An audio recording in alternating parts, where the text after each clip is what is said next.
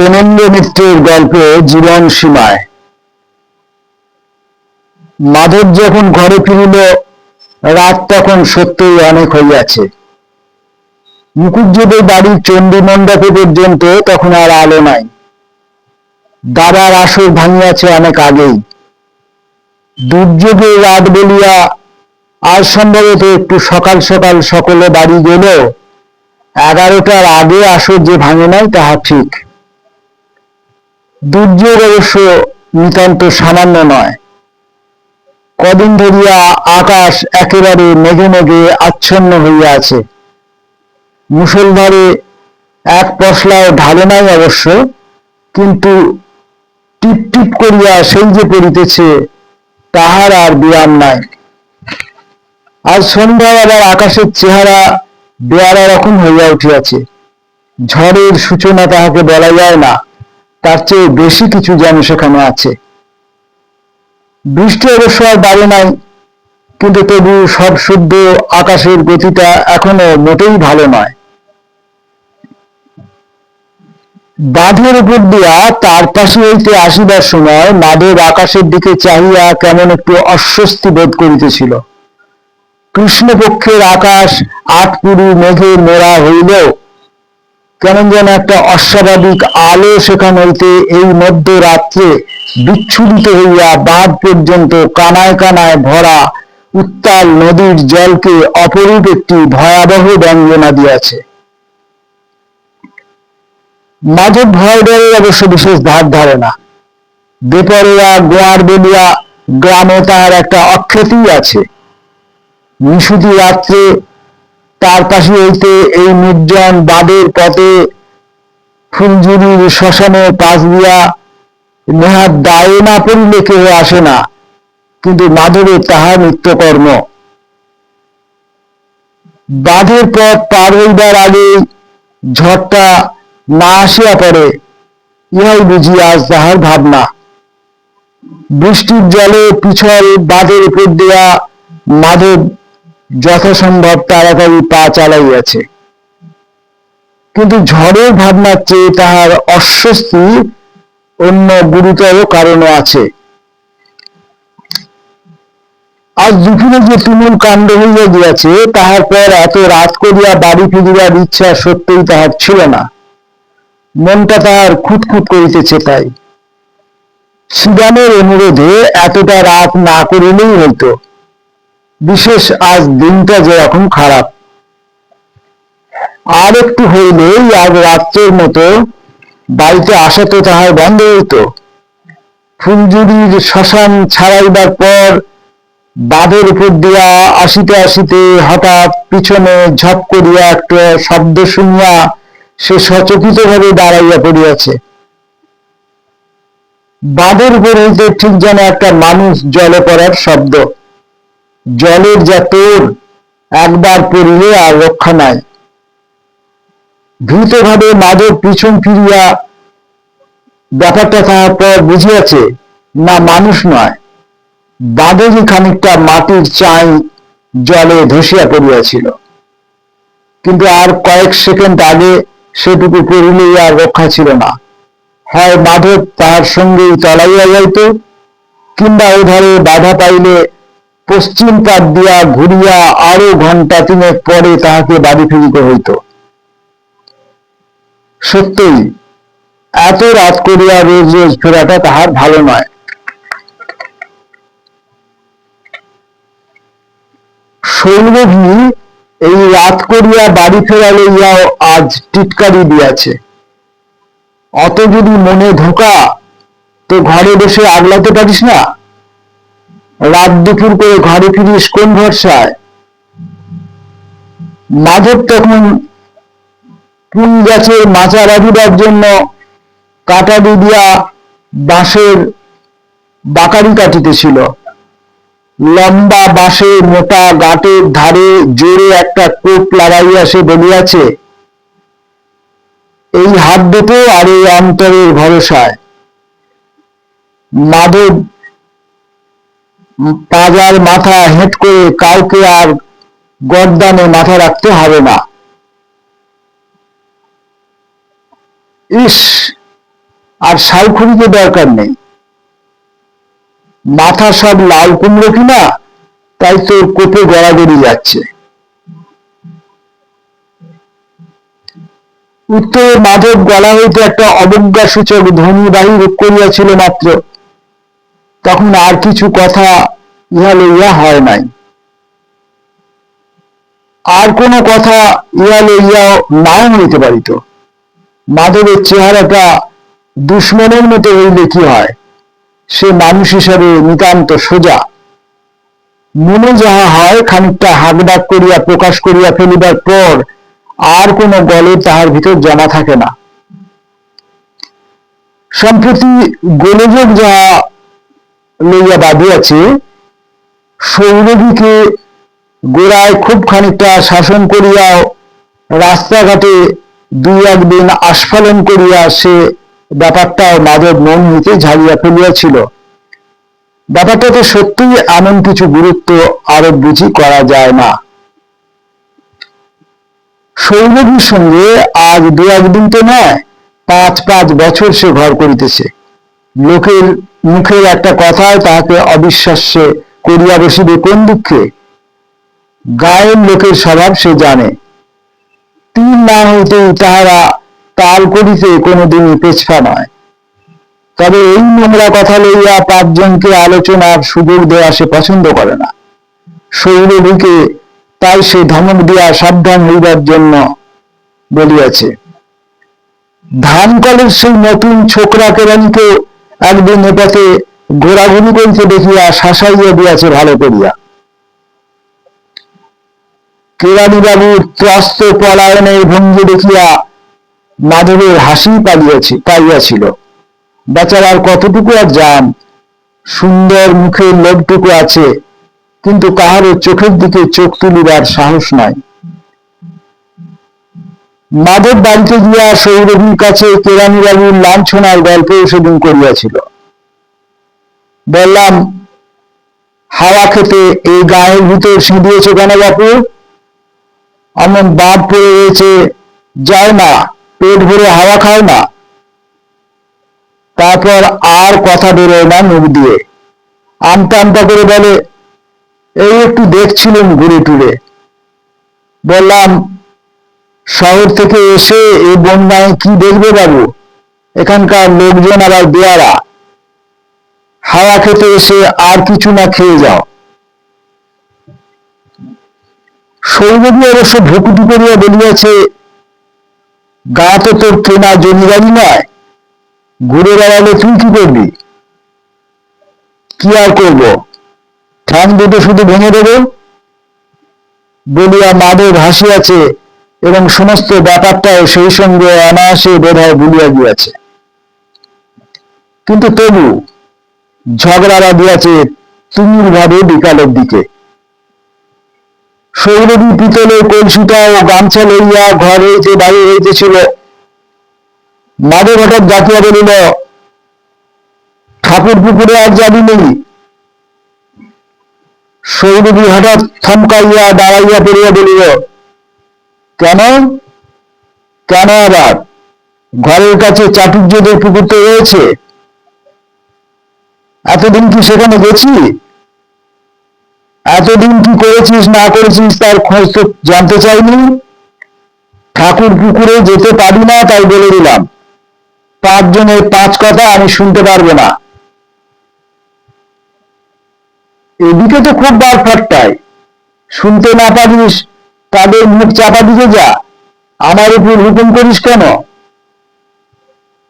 করবেন তো হুকুম বলিয়া মাধব কি একটা কাজে ঘরে ঢুকিতেছিল, হঠাৎ সৌরভীর কাণ্ড দেখিয়া স্তম্ভিত হইয়া সে দাঁড়াইয়া পড়িয়াছে। সৌরভী হঠাৎ রাতের ঘোড়াটা সজরের মাটির উপর ঠুকিয়া বসাইয়া বলিয়াছে,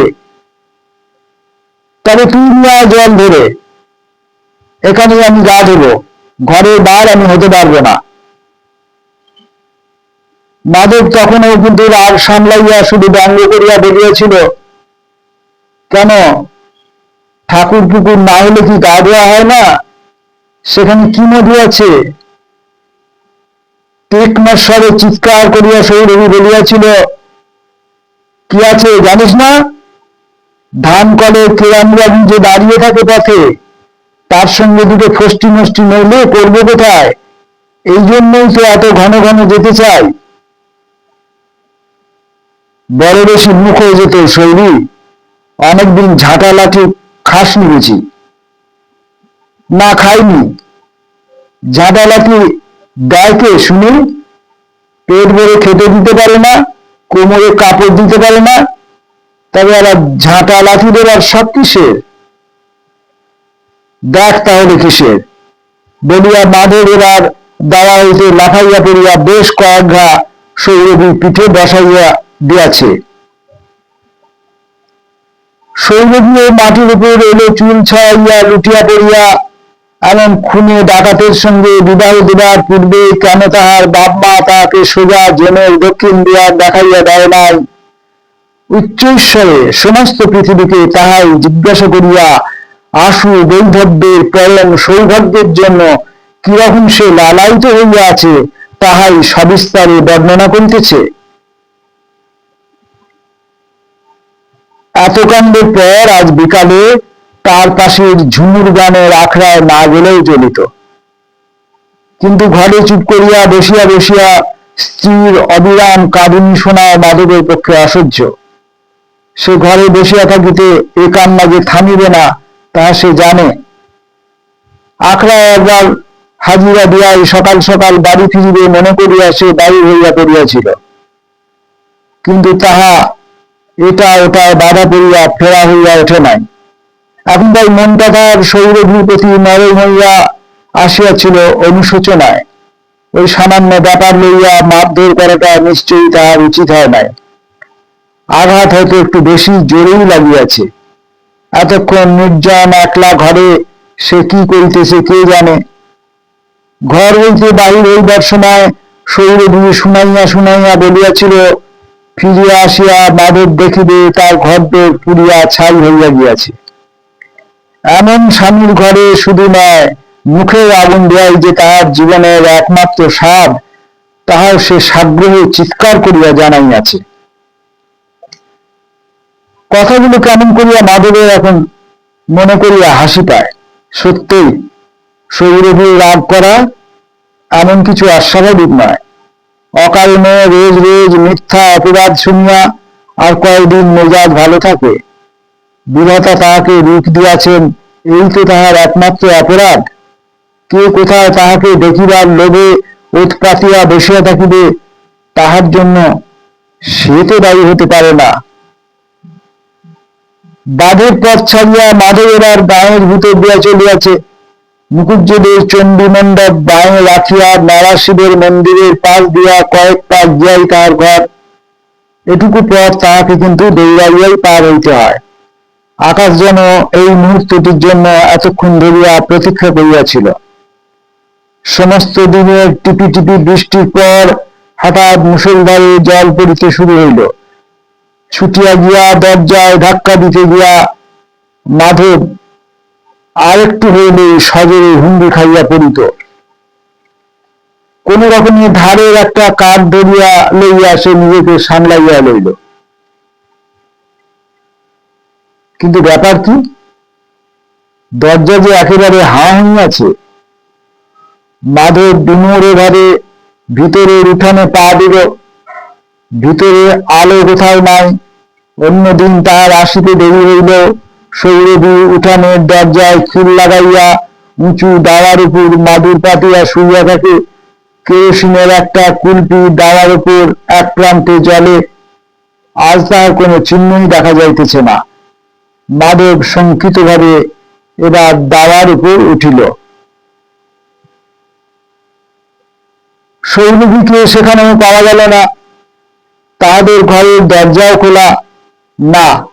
আর সন্দেহের কোনো অবকাশ নাই। গায়ের লোক সত্য কথাই বলিয়াছিল। তলে তলে সৌরভী ইহাদি ষড়যন্ত্র করিয়াছে এতদিন। অকস্মাৎ মাধবের মাথার ভিতর যেন আগুন জ্বলিয়া উঠিল। চোখের উপর তাহার চারিধারে লেলিহান আগুনের শিখা যেন নাচিয়া নাচিয়া বেড়াইতেছে। গাঢ় তমসাচ্ছন্ন রাত্রেও সমস্ত আকাশ পৃথিবী তাহারই আভায় লালে লাল। কিন্তু তবু বাইরে এমন শান্ত বুঝি মাধবকে আর কখনো দেখা যায় নাই। এতটুকু ক্ষিপ্রতা, এতটুকু উত্তেজনার পরিচয় তাহার কোনো কাজে নাই। অনেক সময় যেন তাহার হাতে। যে আগুন তাহার মধ্যে আজ জ্বলিয়া উঠিয়াছে, তাহাকে উপযুক্ত আহুতি দিয়া তৃপ্ত করিবার জন্য জীবনের সুদীর্ঘ রাত্রি পড়িয়া আছে। ঘরের ভিতর কুলপিটা জ্বালিয়া মাধব অনেকক্ষণ নানা জিনিসপত্র নাড়িয়া চালিয়া দেখিল। যেটুকু সংশয় মনের মধ্যে ছিল তাহা এবার দূর হইয়াছে। সৌরভী শুধু পলায়ন করে নাই, তাহাদের সমস্ত সম্বল, নিজের যাহা কিছু গহনাপত্র ছিল সমস্তই সঙ্গে লইয়া গিয়াছে। এইটুকু জানিবার পর মাধব আর দাঁড়াইল না। বাঁশ কাটা দাটা ঘরের এক প্রান্তে পড়িয়াছিল, সেটা তুলিয়া লইয়া কুলপিটা উঠোনের মধ্যে ছুঁড়িয়া ফেলিয়া সে বাহির হইয়া পড়িল। আকাশ ভাঙিয়া তখন বৃষ্টি নামিয়াছে, কিন্তু তাহার বুঝি কোনো সাড়াই নাই। রক্তের মতো রাঙা আগুন তাহাকে বেষ্টন করিয়া নাচিতেছে, ইহাই শুধু সে জানে। সৌরভীকে আজ রাত্রে সে খুঁজিয়া বাহির করিবেই। সৌরভী আর সকল ব্যাপারের মূল কারণ সেই কেরানীবাবুকে। পৃথিবীর শেষ প্রান্তে পলায়ন করিল, আজ তাহাদের নিস্তার নাই। আকাশ ভাঙা বৃষ্টির মধ্যে বাহিরে আচ্ছন্নের মতো পথ চলিল।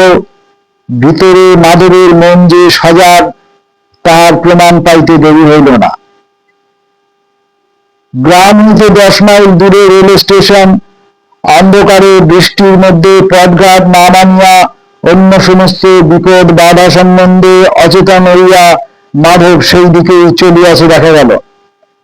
তাহার মুখে কালি দিয়া সৌরভী যে গ্রামের মধ্যে কোথাও থাকিতে বা 2টা গ্রাম ছাড়াইয়া তাহার বাপের বাড়িতে উঠিতে সাহস করিবে না, মাধব তাহা ভালো করিয়াই জানে। গ্রাম ছাড়াইয়া মাধবেরা বিস্তীর্ণ মাঠের মধ্যে আসিয়া নামিয়াছিল। কিন্তু সে মাঠ দিয়া বেশি দূর অগ্রসর হওয়ার আগেই এমন একটা ব্যাপার ঘটিয়া গেল, মাধবের আচ্ছন্নতা ভেদ করিয়া যা দেখা গেল তাহাকে বিচলিত করিয়া তুলিয়াছে। মাঠের মধ্যে প্রচুর জল আগে হইতেই জমা হইয়াছিল।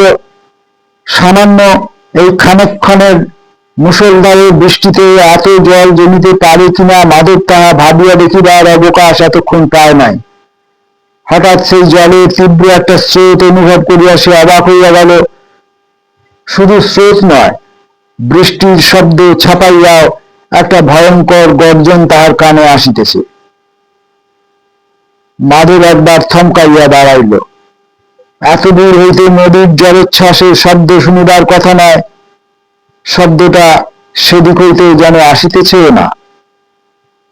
ব্যাপারটা উপেক্ষা করিয়া অগ্রসর হইবার চেষ্টা করিতে গিয়াও সে অবাক হইয়া গেল। মাটির মধ্যে জলের প্রবল স্রোতে পা দুইটাকে যেন সজোরে টানিয়া লইতেছে। চলা দূরের কথা, দাঁড়াইয়া থাকাই কঠিন। জলে তাহার হাঁটু ছাড়াইয়া ইতিমধ্যেই আরো ঊর্ধ্বে উঠিয়াছে। মাঠের মধ্য দিয়া সুবিধে হইবে না মনে করিয়া মাধব আবার সড়কের দিকে অগ্রসর হইবার চেষ্টা করিল, কিন্তু সেদিকে যাওয়াও কঠিন। জলের টানে ঠিকমতো পা ফেলাই যায় না। হঠাৎ ভয়ঙ্কর গর্জনের শব্দ একেবারে যেন কাছে আসিয়া পড়িয়াছে।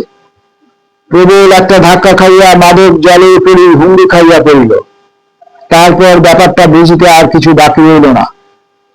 প্রবল জলস্রোত তাহার উপর দিয়া বহিয়া চলিয়াছে। খুব খানিকটা নাকানি চোবানি খাইয়া সে যখন একটু সামলাইয়া লইল, তখন মাটিতে আর পা রাখিবার উপায় নাই। দুরন্ত বন্যার স্রোতের টানে সে ভাসিয়া চলিয়াছে। নদীর বাঁধ ভাঙিয়া বন্যায় যে আসিয়াছে তা স্পষ্ট করিয়া বুঝিয়াও মাধব তখনও বুঝি তেমন ভয় পায় নাই। মাঠের মধ্যে বড় বড় অনেক গাছ এখানে সেখানে দাঁড়াইয়া আছে। তাহার একটা যে কোনো রকমে ধরিয়া ফেলিতে পারিবেই, কিন্তু স্রোতের টানে প্রথম একটা গাছ সজোরে ধাক্কা খাইয়া সে ভুল তাহার ভাঙিল। হাতের দাটাই তাহার প্রধান বাধা, সেটা হাতে থাকিতে সাঁতার কাটারও সুবিধা হইতেছে না, কিন্তু তাহা ফেলিয়া দিতে যে পারা যায় না। মাধব চারিদিকে ব্যগ্র দৃষ্টি নিক্ষেপ করিয়া আরো খানিক দূর ভাসিয়া চলিল। আরো কয়েকটা বড় গাছ তীরের মতো তার পাশ দিয়া সরিয়া গিয়াছে, কিন্তু প্রাণপণ চেষ্টা করিয়া মাধব তাহাদের ধরিতে পারে নাই। আর একটা গাছের গুঁড়িতে ধাক্কা খাইয়া এবার সত্যই মাধব ভীত হইয়া পড়িল। স্রোতের ত্রাণ যে এত প্রবল হইবে তাহা সে ধারণাই করিতে পারে নাই। এই স্রোতের বিরুদ্ধে যুঝিতে যুঝিতে কখন তাহার শিথিল হাত হইতে দাটা খসিয়া পড়িয়া গেল সে বোধহয় জানিতেই পারিল না। শুধু হাতের দা নয়, তাহার নিদারুণ প্রতিহিংসা প্রবৃত্তিও যেন কখন মনের মধ্যে স্তিমিত হইয়া গিয়াছে। আশ্রয়ের চিন্তা ছাড়া আর কিছু সেখানে নাই। কিন্তু এই দিগন্তব্যাপী জলস্রোতের মধ্যে আশ্রয় কোথায়?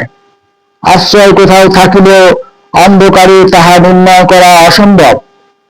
শরীরে অসীম শক্তি থাকিলেও মাধব বুঝিতে পারিয়াছিল খুব বেশিক্ষণ এই স্রোতের মধ্যে ভাসিয়া থাকা তাহার পক্ষে অসম্ভব। কয়েকটা গাছে আছাড় খাইয়া দু একটা জায়গায় ঘূর্ণির টানে তলাইয়া গিয়া মাধব ইতিমধ্যেই বেশ দুর্বল হইয়া পড়িয়াছে। ভর বিদার মতো একটা কিছু না পাইলে তাহার চলিবে না। বন্যা স্রোত তাহাকে কোন দিকে যে লইয়া চলিয়াছে তাহাও সে জানে না। উপর হইতে সমান ভাবে বৃষ্টি পড়িতেছে, নিচে স্রোতের জল বরফের মতো শীতল।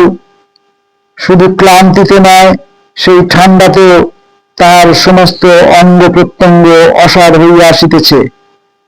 মনের উপরে যেন কেমন একটা গাঢ় জড়তা নামিয়া আসিয়াছে জবনিকার মতো। আর কিছুক্ষণ বাদে বাঁচিয়া থাকিবার ক্ষীণ প্রেরণাটুকুও যেন সে জবনিকায় চাপা পড়িয়া যাইবে। হঠাৎ তাহার ঘাড়ের উপর কি একটা ভারী জিনিস যেন আসিয়া পড়িল। তাহার আঘাতে তলাইয়া যাইতে যাইতে নিজের অজ্ঞাতে মাধব দুই হাত ধরিয়া তখন সেটাকে জড়াইয়া ধরিয়াছে। জিনিসটা প্রকাণ্ড একটা তক্তপোষের পায়া বলিয়াই তাহার মনে হইল। কিন্তু জড়াইয়া ধরিলে জলের টানের মধ্যে সেটা আঁকড়াইয়া থাকা অত্যন্ত কঠিন। গুরুতর আঘাতে মাথাটা তখন তাহার ঝিমঝিম করিতেছে। ক্লান্ত বাহুতে এতটুকু শক্তি আর তার নাই। অসার হাত শিথিল হইয়া আবার তলাইয়া যাইবার আগেই কিন্তু সে টের পাইল উপর হইতে কে যেন তাহার হাত ধরিয়াছে। তারপর অনেক ধস্তাধস্তি, অনেক পরিশ্রমের পর তাহাকে কোন রকমে যখন উপরে তোলা হইল তখন আর তাহার জ্ঞান নাই।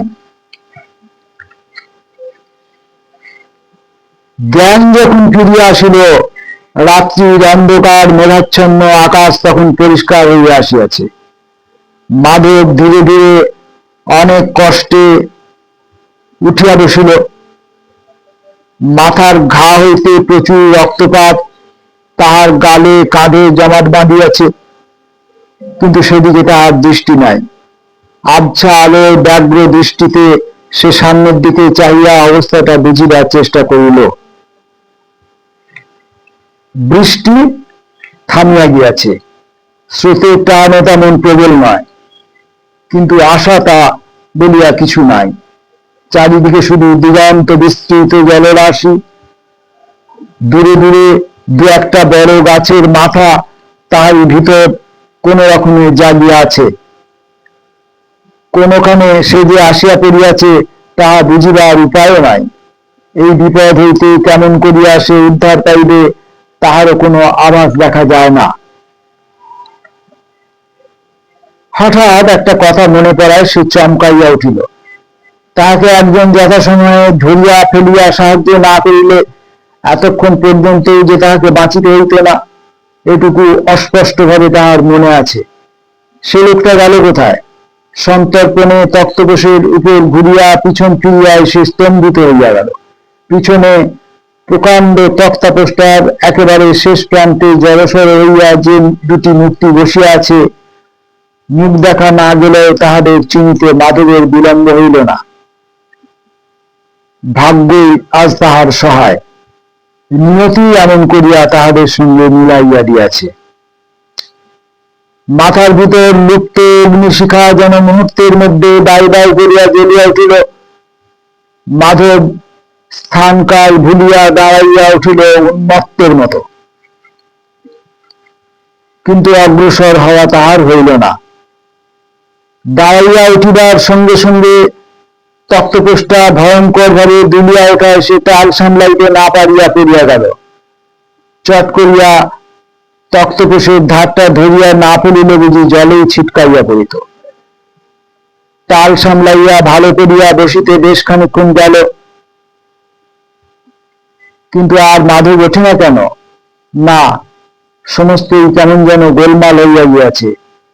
তাহার মাথার আগুন যেমন দপ করিয়া জ্বলিয়া উঠিয়াছিল, তেমনি মুহূর্তের মধ্যেই আপনা হইতেই নিভিয়া গিয়াছে। বিমূঢ়ভাবে সে সামনের ভীত আড়ষ্ট দুটি মূর্তির দিকে চাহিয়া রহিল।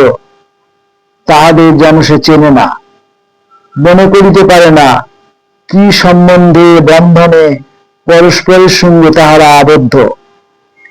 দিগন্তব্যাপী মৃত্যু যেন জীবনের অন্তহীন সমস্ত সম্পর্কের জটিলতা সমূলে ভাসাইয়া লইয়া গিয়াছে। কিছুতেই আর কিছু যায় আসে না।